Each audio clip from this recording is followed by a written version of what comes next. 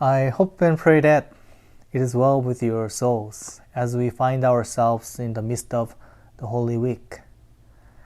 Today I'm going to invite you to meditate on the life of the cross.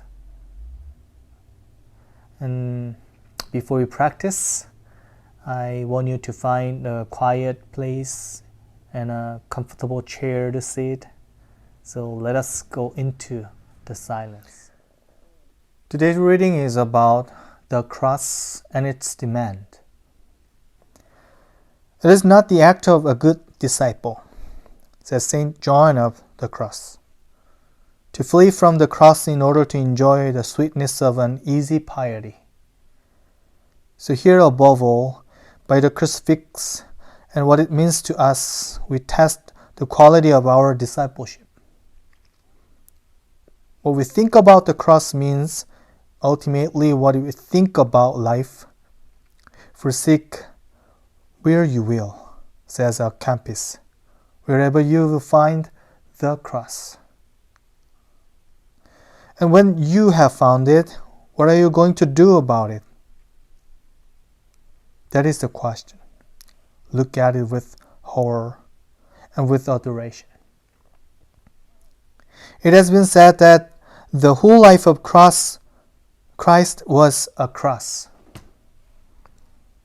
I think that saying does grave injustice to its richness of response to the real expansion and joy and beauty of his contacts with nature, children, friends. The true happiness we find again in the saints nearest to him, the hours snatched for the deep joy of prayer and communion.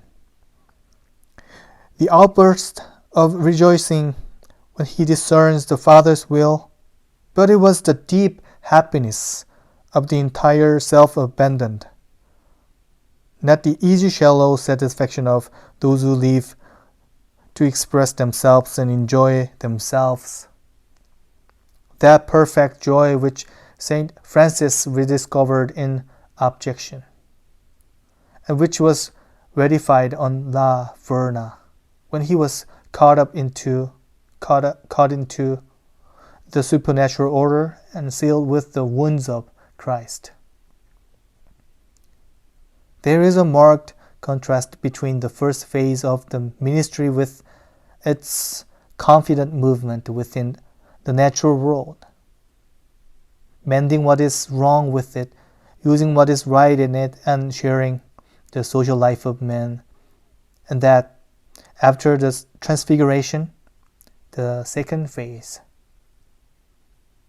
with its sense of a deepening conflict with that easy, happy world, the conviction that what is deeply wrong with it can only be mended by sacrifice, that the suffering servant is the one who serves his brethren best.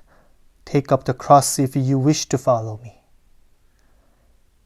The spiritually natural life is charming, but it stops short of all that God asks of the really surrendered soul.